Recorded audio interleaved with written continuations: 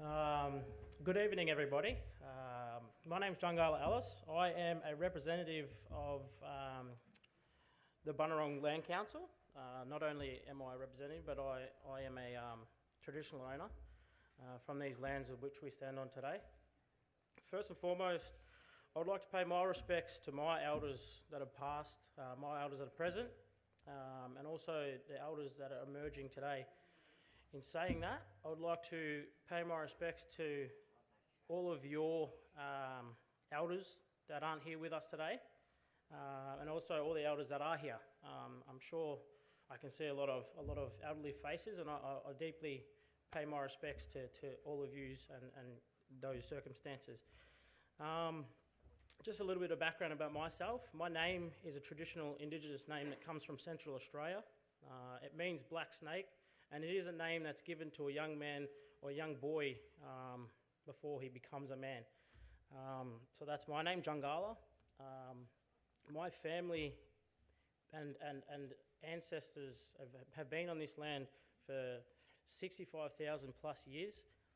So I hold it very, very highly respectable to be able to stand here as a young man and still be able to give a little bit of insight into our people,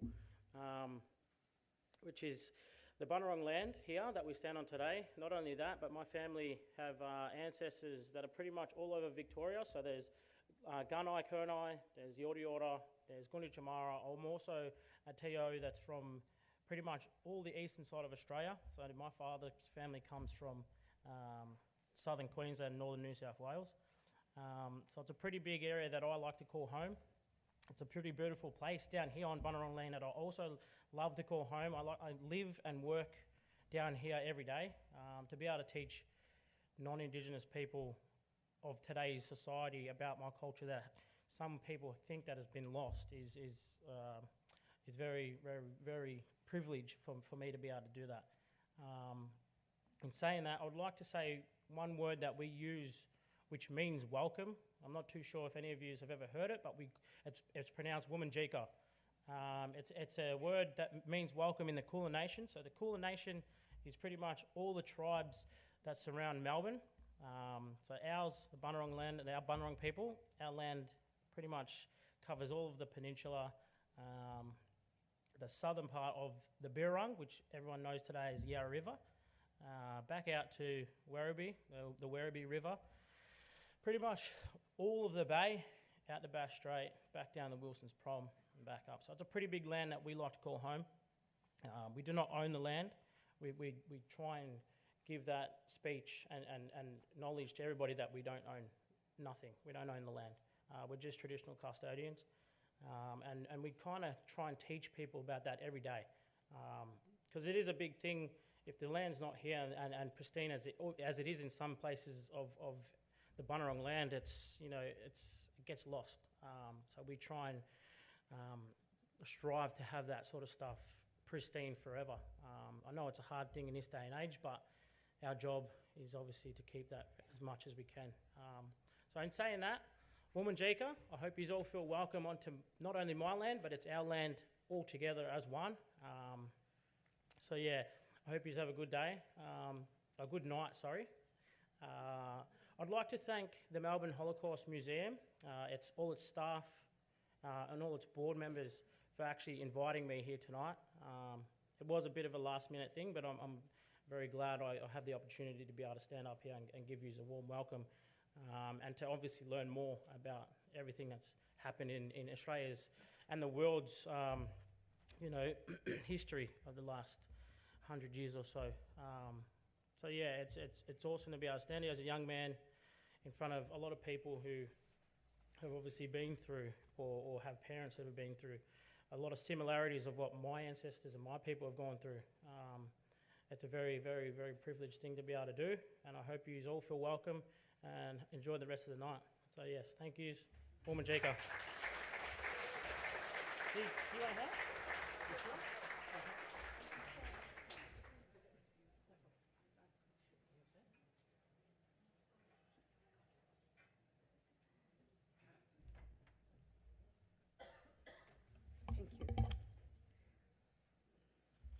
Thank you, Jungala, for welcoming us to country.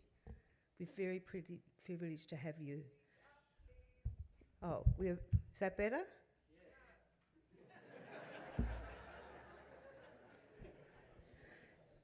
I'll start again. Thank you, Jungala, for welcoming us to country. We're very privileged to have a Bunurong Land Council member here and to be holding this event on Bunurong land. Thank you so much. Good evening. My name is Pauline Rockman, and it's an honour to join you here this evening to mark International Holocaust Remembrance Day. I'm speaking to you in my capacity as co-president of the Melbourne Holocaust Museum, on behalf of my co-president Sue Hampel and the board of directors and staff at Melbourne Holocaust Museum, and also as a member of the Australian delegation to the IRA, the International Holocaust Remembrance Alliance. I wish to welcome you warmly here, to everyone attending in person and to those who are joining us live from home. And I extend a special welcome to our precious Holocaust survivors joining us tonight.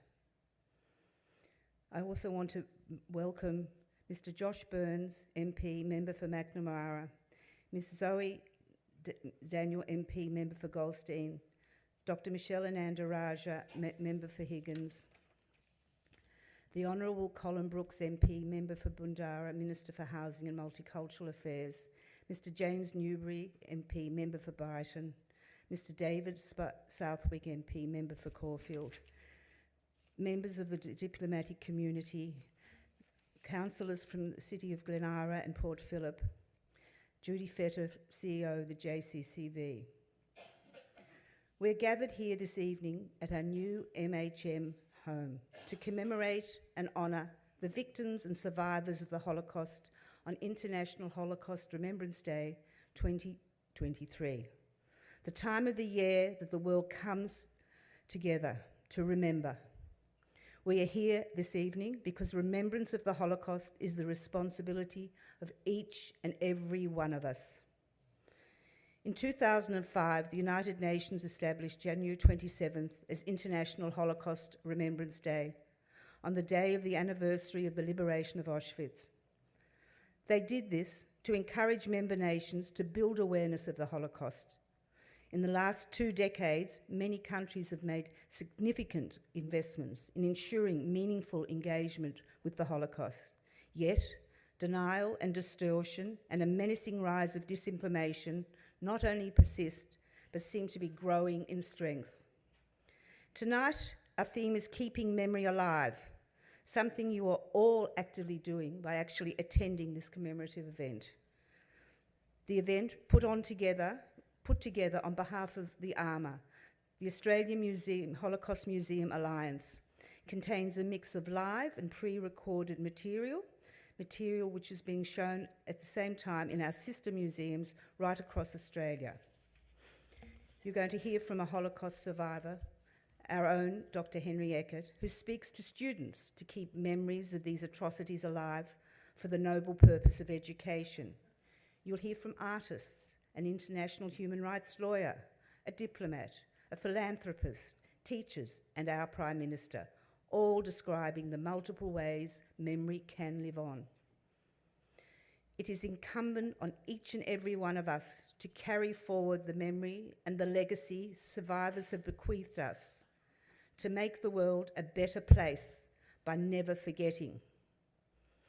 Tonight's proceedings will now commence with an important message from the Right Honourable Anthony Albanese, Prime Minister of Australia.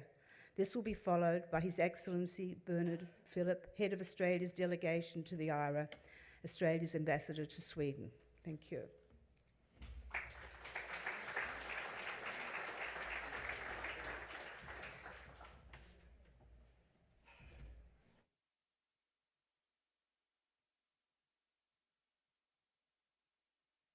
On International Holocaust Remembrance Day, we keep alive the memory of those who died and the memories of those who survived. We confront again the atrocity of the camps.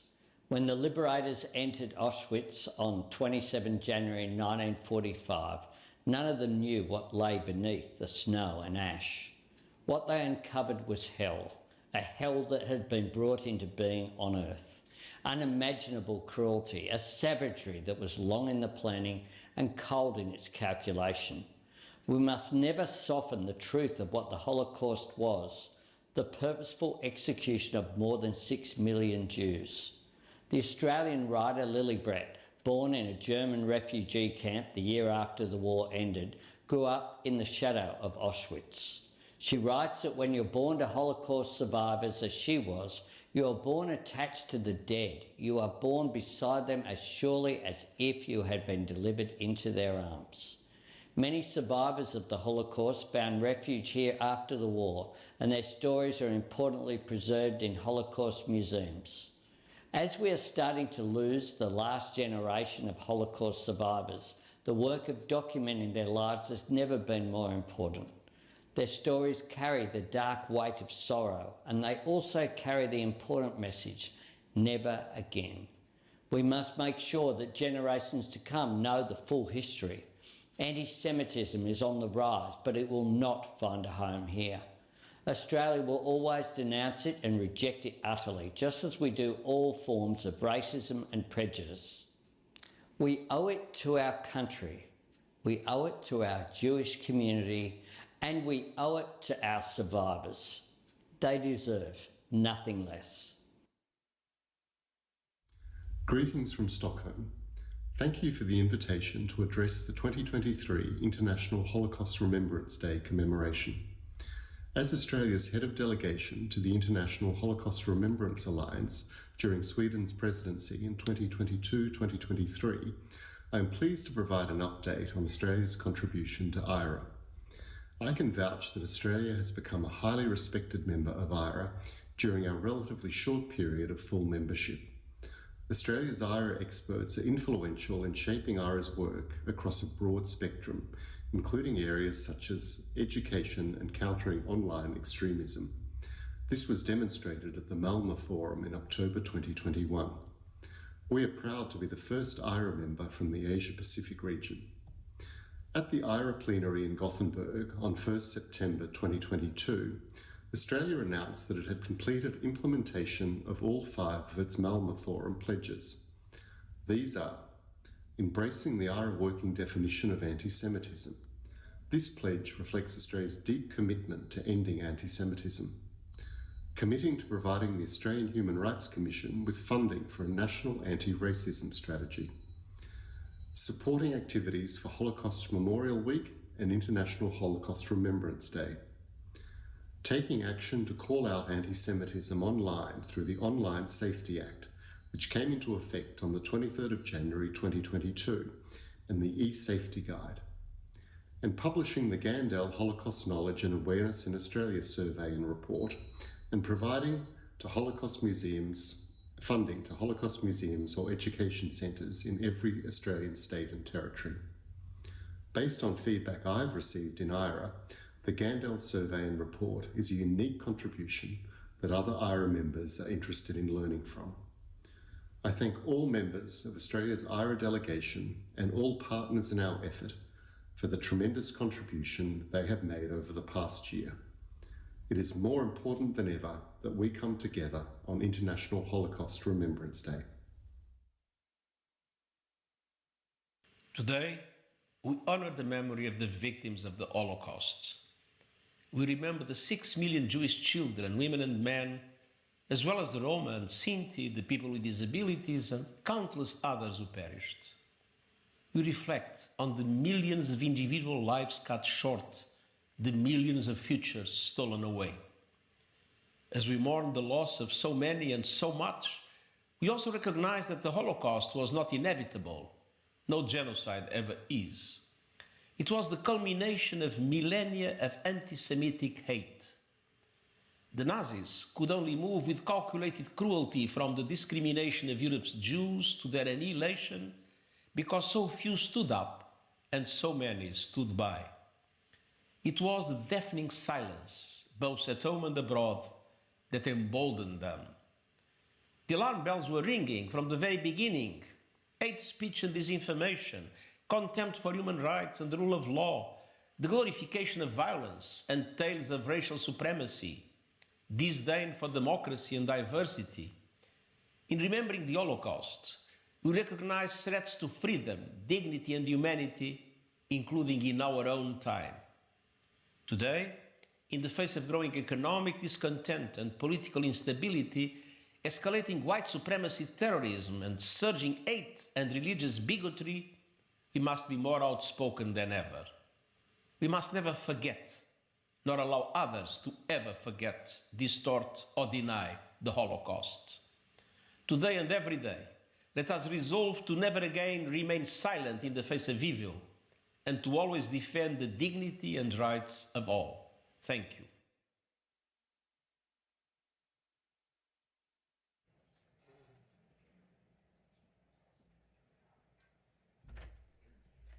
Good evening. My name is Simon Holloway. I'm the head of education here at the Melbourne Holocaust Museum, and it's my tremendous privilege this evening to introduce Dr. Henry Ekert. When Henry speaks to students here in the museum, he often describes himself as having led two lives. Henry's first life was when he was just a young man living in Przemysl in eastern Poland, in a town that was conquered by Nazi Germany in the summer of 1941. As Henry's first life is going to form the substance of his remarks this evening, I'd like to introduce him by just saying a word about Henry's second life, which was lived here in Australia after World War II.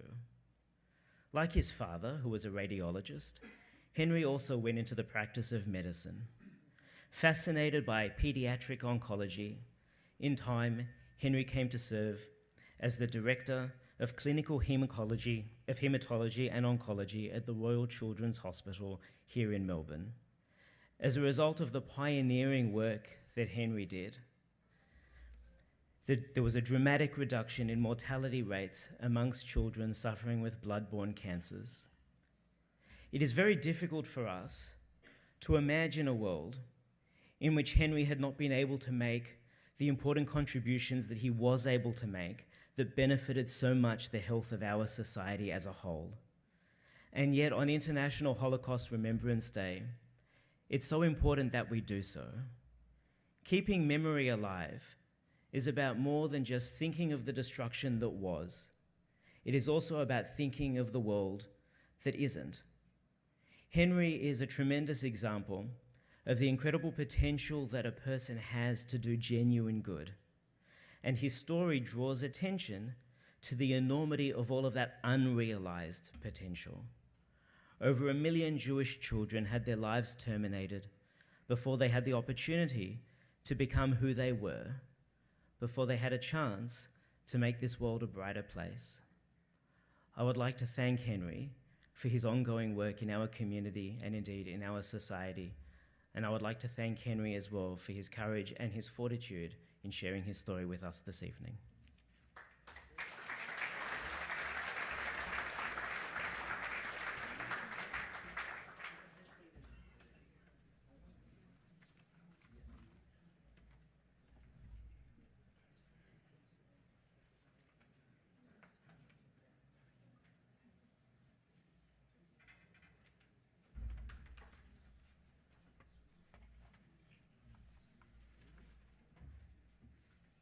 Well, as you heard, I'm Henry Ekert, and I'm very honored to be invited by the Melbourne Holocaust Museum to be able to speak to you about my personal experiences as a child survivor of the Holocaust. Among the survivors of the Holocaust, I'm considered to be one of the lucky ones, for I survived, and I survived together with my mother and father. We were amongst the 1,400 survivors of the Jewish population of 24,000 who lived in Przemysl, Galicia, Poland, and who were condemned to extermination by Otto Wagner, SS Governor General of Galicia, 1942-1945, ex-lawyer. I calculated the percentage. 1,400 out of 24,000 adds up to about 5.8%. When I started working in childhood leukemia, that was exactly the survival rate, 5.8%. Today it's 90. We eventually immigrated to Australia in 1949 where we made a good and useful lives for ourselves, achieving medical degrees and working in hospitals, diagnosing and treating the sick. My father as a radiologist after 10 years of waiting to be registered, and I as a pioneer in childhood cancer and blood disorders. For my work, I was awarded a membership of the Order of Australia in 1995, of which I'm very proud. I was born in 1936 in a land that was traditionally anti-Semitic, at a time when Nazi ideology was spreading beyond the boundaries of Germany. At birth and in the first 5 years of life, I had loving aunts, uncles, grandparents, a treasured nanny. There were smiles, games, food, toys and pets and books. I knew I was loved and safe, which should be the entitlement of every child, but I know, unfortunately, that it isn't, even in this lucky country. And then in 1941, the Germans came to Przemyśl, followed by the Nazi extermination troops, to carry out the final solution. Immediately we were imprisoned in the ghetto, where the actions commenced, starting with the old and disabled, and progressing to those declared unable to work, and finally to all others. All of this Nazi extermination machine, just to make sure that even little boys like I and others like myself could not produce Jewish progeny, and that eventually the whole of the world would be Judenrein, free of Jews. Yes, we were lucky to survive this genocidal extermination.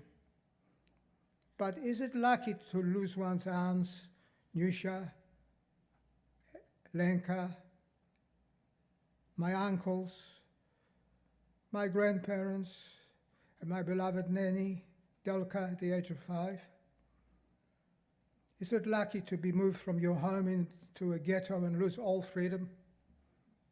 Is it lucky to see your grandmother Clara die in front of your eyes and to see the first roundup of old and disabled Jews being beaten and killed, humiliated by uniformed Nazi beasts, assisted by Ukrainian, I'm sorry to say this, but I am saying it, assisted by Ukrainian auxiliaries before being sent to Belzec for extermination? Is it lucky to witness a little boy having his brain smashed out against a brick wall? Is it lucky to learn abject fear and loneliness with separation from your parents, with the only contact, occasional contact for 3 years? Is it lucky to learn to hide your identity of Jewishness at all costs from others? Is it lucky to pretend that your father is your relative Janusz Stolinsky and that your mother is Antonina Michaluk, who is too poor to care for you? Is it lucky to consider circumcision a source of shame and danger, and to pretend to be sick and unable to go to school like a normal Polish child, and unable or unwilling to play with other children after school time or on their holidays, to play hide and seek or to kick a soccer ball? Is it lucky to miss normal schooling until the age of 13?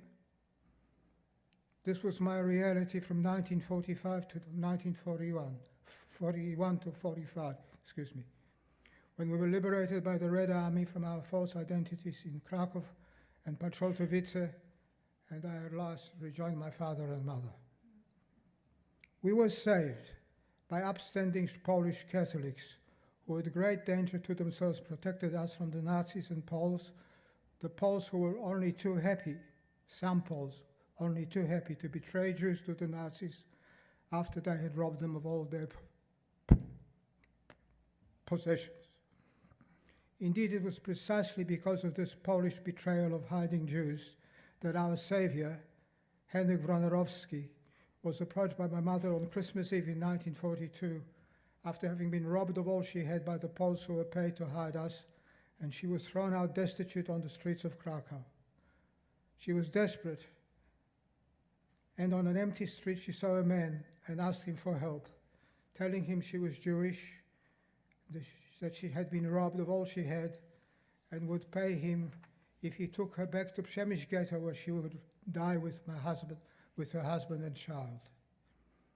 Instead, he took her to his mother's home for Christmas meal, and arranged to transport my dad and me from our hiding place in an empty room, in a cupboard during the day, only able to come out at night, for some 6 weeks.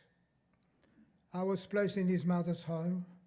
My father, with his false identity papers as Janusz Stoliński, went from being a doctor to being an abattoir worker, and my mother as a governess with an aristocratic Polish family.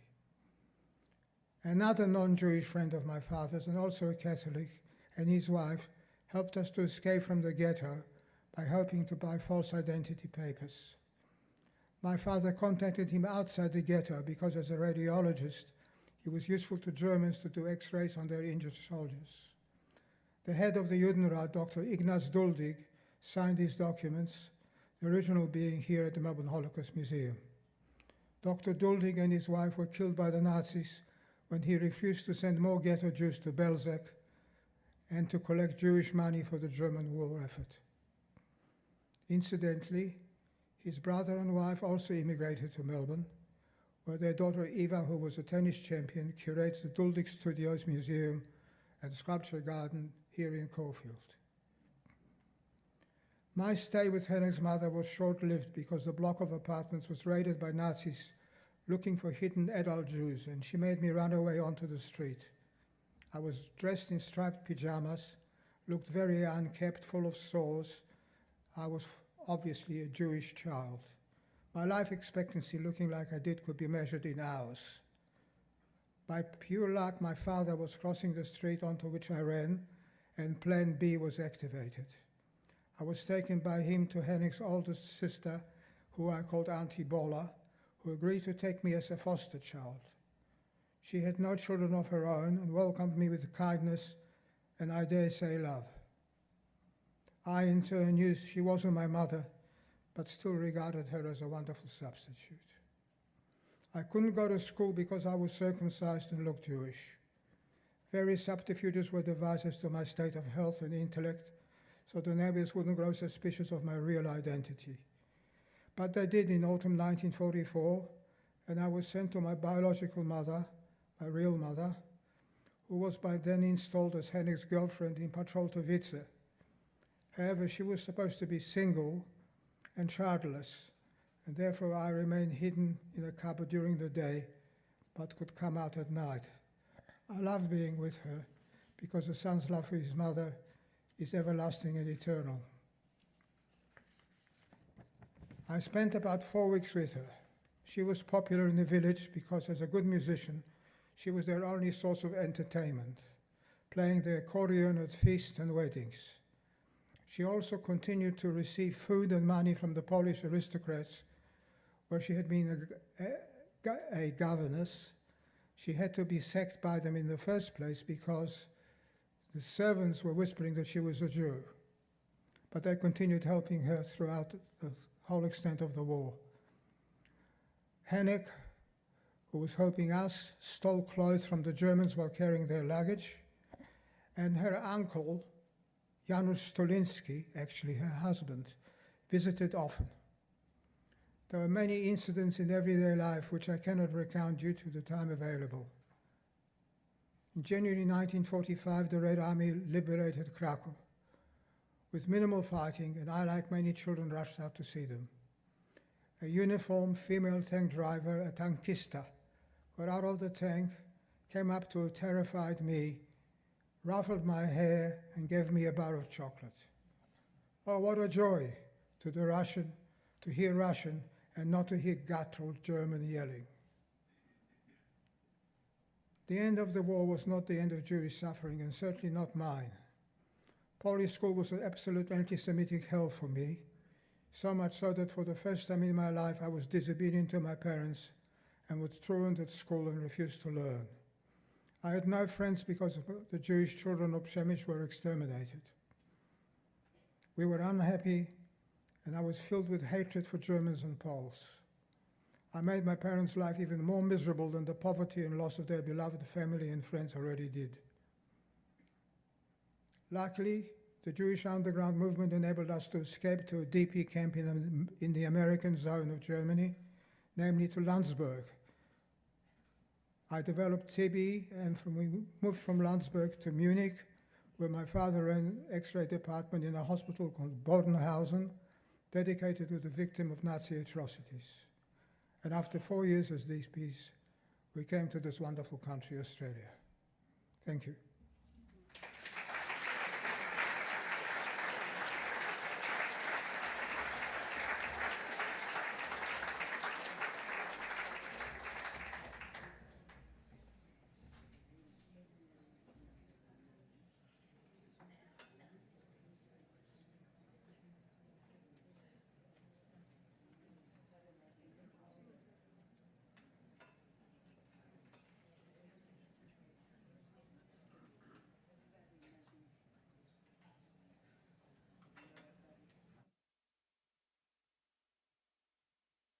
If you go into the Sydney Jewish Museum today, you can see digitised Holocaust survivors speaking. You can even ask some of them questions, and using artificial intelligence, they'll respond. These are some of the great technological advancements that are helping to tell stories and keep memory alive. But as we know, technological advancements don't end there. Today, I'm going to talk to you about some of the destructive elements of technology and how they've contributed to war crimes. And I'm also going to talk to you about some of the constructive ways that technology is contributing to accountability. An example of this is Meta, the parent company of Facebook, which has been accused of amplifying content that is vilifying and discriminatory against Rohingya people in Myanmar. It has been accused of doing this through its content-shaping algorithms in its newsfeed, ranking and recommendations features, and also through things like not investing in content moderation and failing to take down accounts. So, for example, an anti-Rohingya monk posted a video that amassed 70% of its views through something called chaining. So chaining is where a video plays straight after the one you've been watching based on recommendations from the algorithm. In the case of the Rwandan War Crimes Tribunal, we saw media executives convicted for their role in inciting hatred through their radio station. Given we've seen how traditional media has played a role in incitement for war crimes, it is not hard to imagine how much more significant the role of social media could be in incitement to commit war crimes. Another area is cybercrime. So for the first time, cybercrime is being considered as a war crime in the context of Ukraine and Russia. Sandworm, which is a notorious hacking group associated with Russia's military intelligence, has been accused of cyber attacks against Ukraine for a number of years now. One of them is a destructive, self-spreading malware that has infected organisations in Ukraine, but also globally, causing an unprecedented billions of dollars of damage. Another more recent one last year was an attack on broadband that affected Ukraine, but also affected Europe, including wind turbines in Germany. While no one is suggesting that these attacks are as heinous or significant as physical war crimes attacks so far, the problem is that these are borderless. We don't know where they have no limit, and also we don't know how grave they can become. What I find most frightening is the idea of lethal autonomous weapons. These are weapons that are initially activated by a person, but once they've been activated, that person has no control over where and when and who that weapon targets. So it is pre-programmed and has sensors to identify specific targets. That could be a tank, or it could be a combatant, a soldier, but whether it actually is identifying that correctly then can't be stopped. So, for example, if the tank is actually a school bus, then that weapon will attack it. Or if the tank is behind a school bus, you rely on it being programmed to be able to identify who is in the vicinity and be able to make assessments of proportionality. It's a terrifying idea, and one that doesn't take much for our imaginations to spin out of control with. It is the reason why so many right now are pushing for regulation and legislation on this, so that before it becomes part of common use by any militaries. Just as we are seeing technology being used to help commit war crimes, we're also seeing it being used to hold perpetrators to account. Technology has an amazing ability to allow us all to bear witness. Most of us have phones in our pockets, and we can use them to document what we see. We saw that recently in some domestic examples in the US. For example, the killing of George Floyd was filmed by an onlooker in horror, but that has been useful as evidence of what happened. Likewise, in the January 6 riots in the US Capitol, Perpetrators themselves were filming what was going on, which again gave us insight over what was happening and who was responsible. But it's not just domestic context we're seeing it. People say that there are more hours of footage of the Syrian conflict than there are hours of the conflict itself. In addition to events being filmed by onlookers and those involved, we're also seeing a growing field of open source intelligence. This is where investigators are able to use information that they otherwise might not have had access to. So in the past, we relied on investigators on the ground finding information, but now we can couple that with online information. So for example, being able to trawl social media accounts and YouTube, TikTok, Telegram, where there's a lot of information uploaded. Also being able to just dive deeper into websites that maybe sometimes have information buried or is harder to find, and using things like satellite imagery and analysis. Of course, there are pitfalls with this. We have issues around over-documentation, around bias, around ethics, around consent, around context. You can't see often what's going on around it, authentication and deep fakes.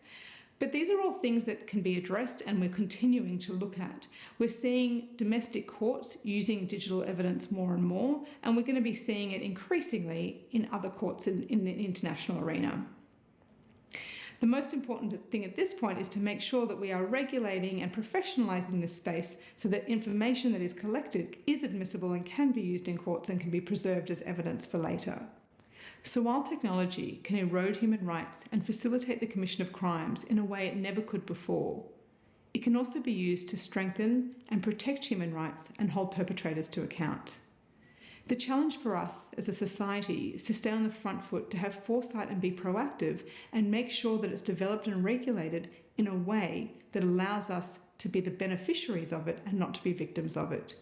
If we use it wisely, we can continue to get the positive elements of it, including keeping memory alive and ensuring never again is a reality.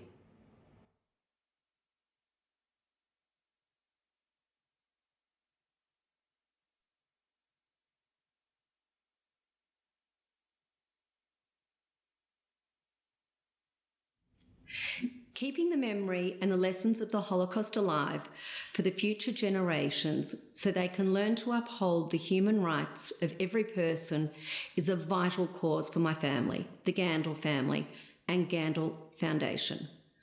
We promote this through our flagship initiative, the Gandel Holocaust Studies Program for Australian Educators. The contribution of this Holocaust program in strengthening Holocaust education in Australia is vast and far-reaching. The Gandel program trains and equips teachers of all backgrounds and ethnicities and in all schools from both public and private so they learn and understand how best to teach about the Holocaust in a professional, skillful, empathetic and age-appropriate way. To date, nearly 400 teachers from every corner of our country, from Christmas Island to Mackay, from Gladstone to Launceston, from Morwell to Coffs Harbour, have been trained to teach about the Holocaust, and every year they reach thousands of students in their classrooms and in their communities. The teachers share with their students stories of the Holocaust, the immense tragedies and heartbreaks that were endured, but also the lessons of humanity, of empathy, and of the care for the fellow human being. I'm thrilled to share with you today the stories of two teachers who have participated in the Gandel Holocaust Studies program and who are working to keep the memory of the Holocaust alive in their schools and communities. At Mortlake Peter XII College in southwest Victoria, we're keeping the memory of those who were murdered in the Shoah alive. Our story begins with the Jewish story and all the thousands of communities that were scattered across Europe prior to 1933. We remember Marsha Tenenbaum. We remember Naftali Bernstein. We remember Julius Left. The big questions raised by the Holocaust will also form a significant part of Mortlake's vocational education program in 2023. I'm Tane, and at Mortlake College, we're keeping the memory of the Holocaust alive by using Annie Jarku's text, The Happiest Man on Earth, to address reading and writing outcomes in our literacy program. Through different learning experiences and even sessions with survivors, students understand the importance of being an upstander, how the Holocaust was possible, and why we should never forget. I took away from her that If you're kind and if you give someone a place, their life could be changed forever.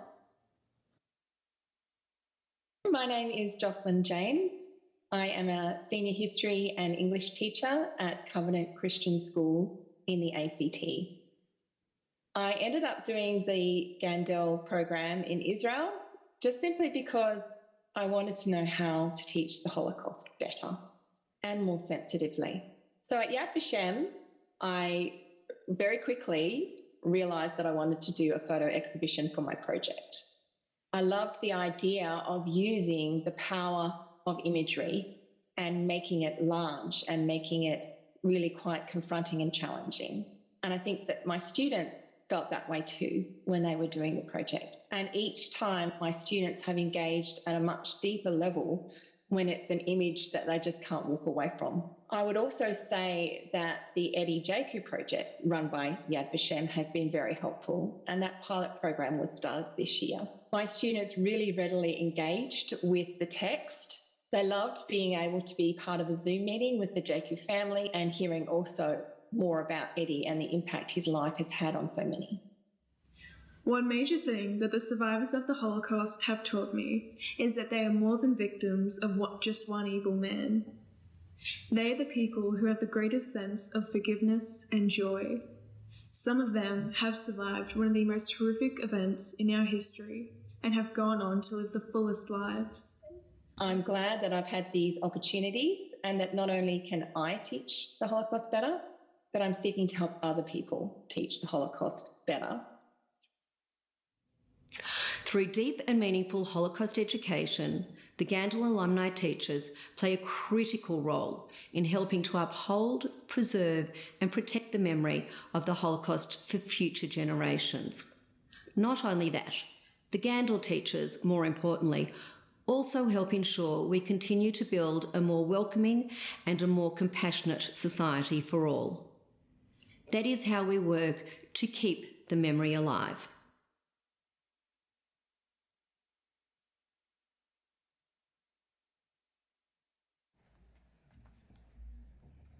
Thank you. My name is Jayne Josem. I'm the CEO here at the Melbourne Holocaust Museum, and it's my privilege to introduce our candlelighters. So representing Holocaust survivors, Avram Goldberg OAM, who's accompanied by his son Charlie. Avram was born in Lodz, Poland in 1924. He and his parents were imprisoned in Lodz ghetto and forced to work as labourers. In 1944, Avram and his mother were sent to Auschwitz, where his mother was gassed upon arrival. Avram was sent to a series of camps before being liberated in 1945 in Werblin. Material that Avram and his friend Bono Wiener buried in the Lodz ghetto are vital pieces of evidence in our collection, some of which will be on display in our new museum. Last year, Avram published his memoir, The Strength of Hope, an inspirational book that I encourage you all to read. Representing the child survivors of the Holocaust, Dr. Paul Valent and his wife Julie. Paul was born in Slovakia in 1938 and survived the Holocaust as a child with his parents in Hungary. Paul has taken his lived experience and turned it into a positive to help others heal, and he's past president of the Melbourne Child Survivors of the Holocaust Group and is also working with us as an advisor for our Testimonies project.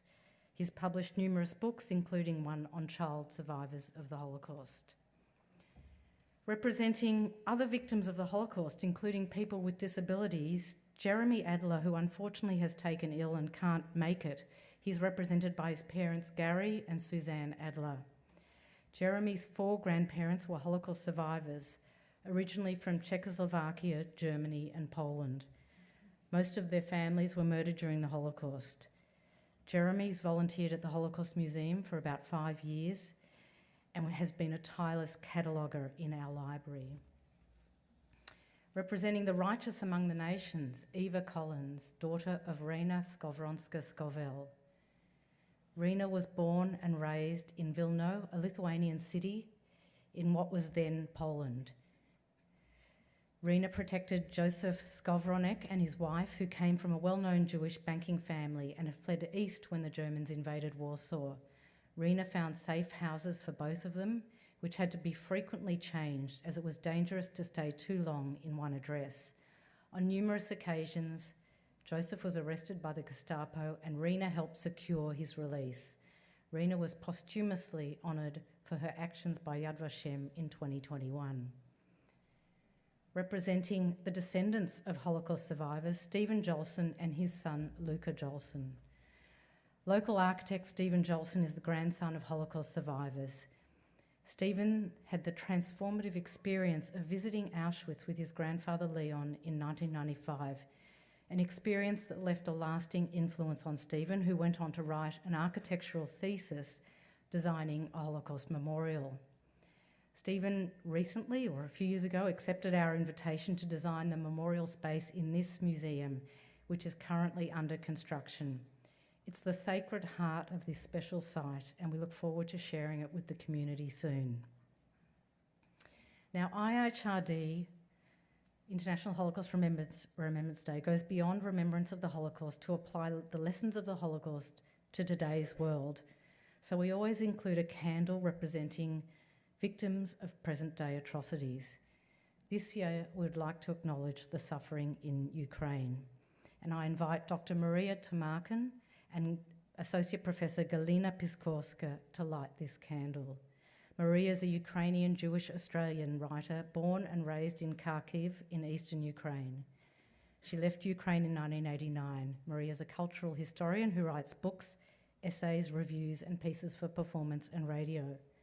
Associate Professor Galina Piskorska is a Ukrainian Jewish academic who fled Kiev in March last year. She's currently at the University of Melbourne on a fellowship under the Scholars at Risk scheme. Let these candles symbolise the light in the darkness and hope for a better future. I'd ask you all to please stand for a minute's silence to remember the victims of the Holocaust.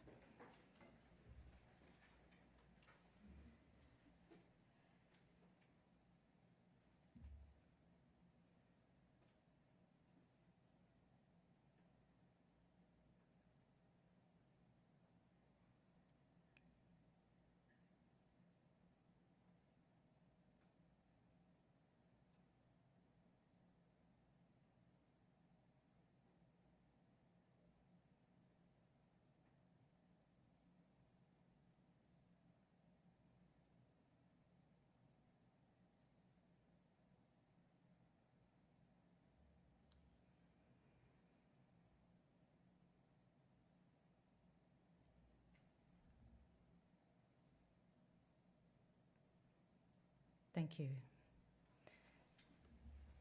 If you could take your seats, thank you. And it is my pleasure now to invite, the Bashevis Singers. There's going to be an introduction, and then I'll invite the Bashevis Singers to perform for us.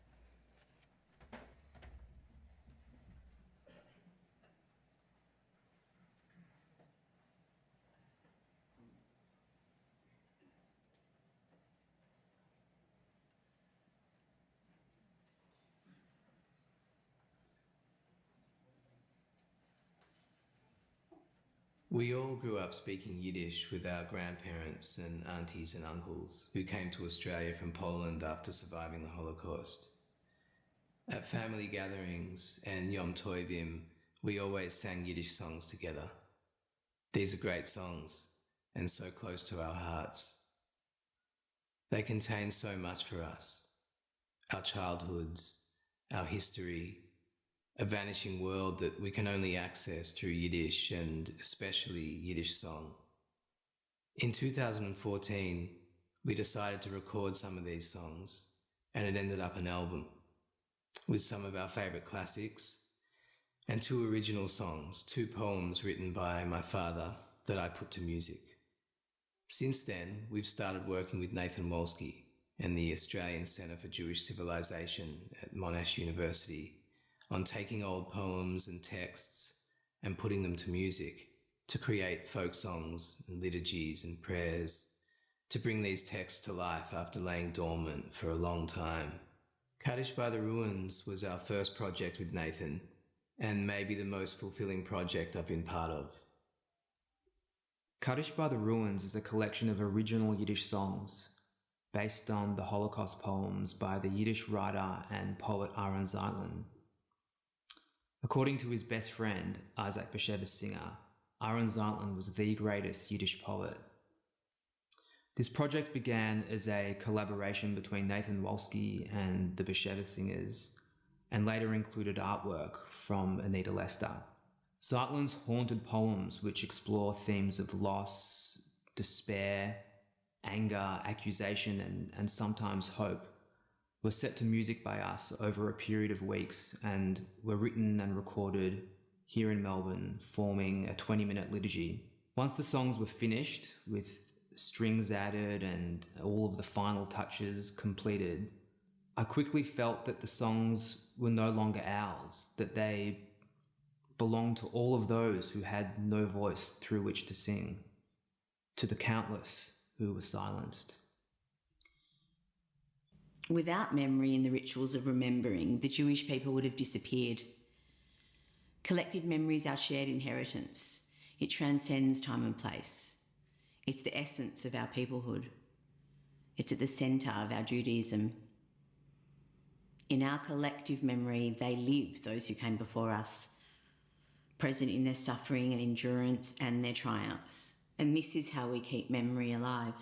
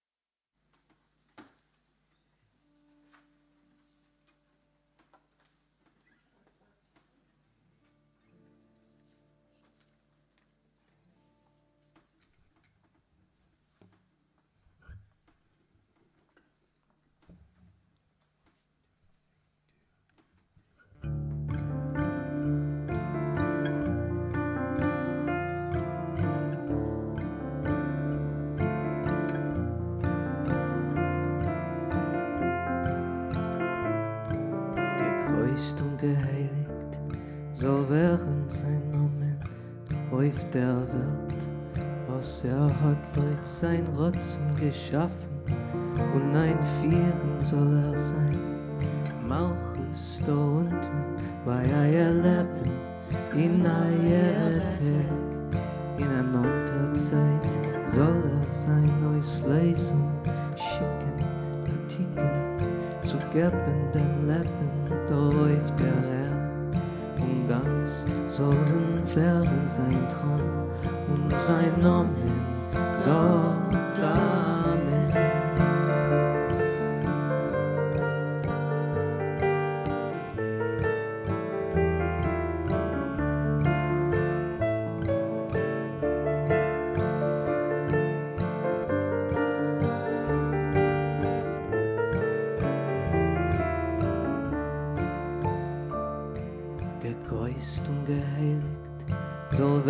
Sein Namen auf der Welt, was hat Leut sein Rotzen geschaffen, Reis Frieden soll kommen, von Himmel herab, Frieden und Leben auf ganz Israel, und sein soll weitergehen, da auf der Erde, zum Leben von die, was seinen nicht hier, was seinen erweckt zu dem Licht von seinem Namen, sagt Amen.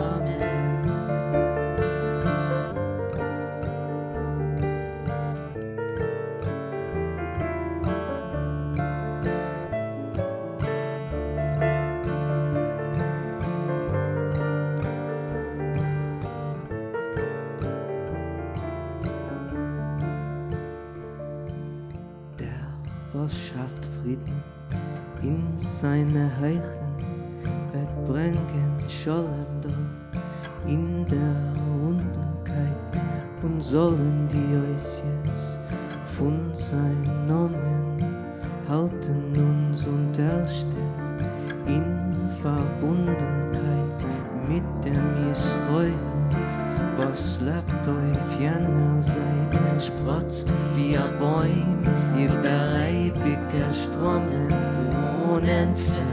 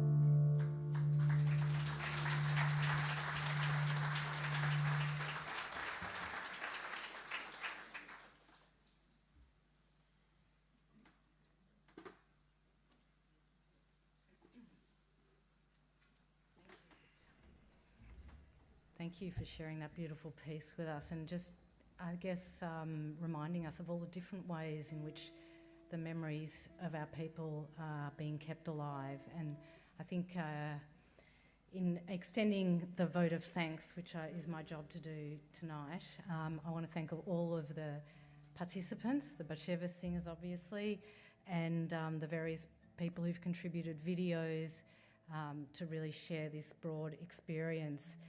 I think it's a wonderful opportunity on International Holocaust Remembrance Day to really reflect more broadly on this theme and to fulfil the legacy of Holocaust survivors, including, of course, and I'd like to thank survivor Henry Ekert. I think your words were so powerful, and really I think everyone will walk away with a sort of renewed understanding when we say to a Holocaust survivor how lucky you were, what that really, really means, what underpins that sense of being a lucky one. And thank you very much. Thank you. I want to extend a vote of thanks. These events would never be possible without support from funders, so I'd really like to thank the Gandel Foundation, John and Pauline Gandel, for being such a wonderful supporters of Holocaust memory. You saw how they support education, teachers, going on the Yad Vashem Holocaust education program and the influence that has, but events like these would not be possible without their contribution. And also the Department of Families, Fairness and Housing, the Victorian Government Department, who's contributed funding towards this event and towards other activities that we do. In an organisation such as ours that has evolved in Melbourne over the past 39 years, there are many people engaged in tasks at a multitude of levels. So tonight was very much a collaborative effort, and I want to thank everyone who's played a part. Especially I want to call out Robbie Simons for all the amazing audiovisual, Aviva Weinberg and Alice McInnes for their efforts to put the event together, and Aviva Wolf from the Sydney Jewish Museum, who also helped make tonight's event a success. It's so important for all of us to keep memory alive, and there are so many ways that we can all be memory activists. Share the stories that you've heard tonight with your friends, your family, your colleagues. That's an easy way. Come to events like these, and I really thank you all for taking the time out to come here, or for live streaming it, for watching it at home, those of you at home. Spend time with survivors while you have the chance. Hear their stories firsthand or read their books. Document your family story if it's a Holocaust story, that's wonderful, but even if it's not. Actively support museums and other memorials. Visit museums and memorials around the world. Educate yourself and educate others. Call out racism or anti-Semitism. Protest against human rights abuses. Throw your energy into changing the world for the better. Or just simply light a candle and keep the memory of the Holocaust and its lessons alive. Thank you for making this a most memorable event, And I'd like to end in the way that we traditionally like to end, which is with the partisan song. Thank you.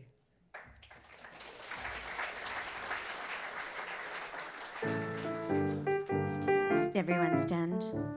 Thanks.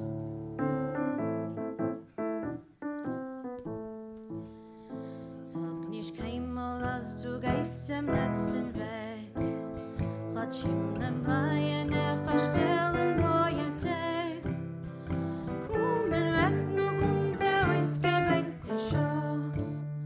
Das Wetter beugt und unser Trott mir seinen da. Kommen weg noch unser ausgebänkte Schau. Das Wetter beugt und unser Trott mir seinen da. Von grünem Palmenland bis weißem Land von Schnee.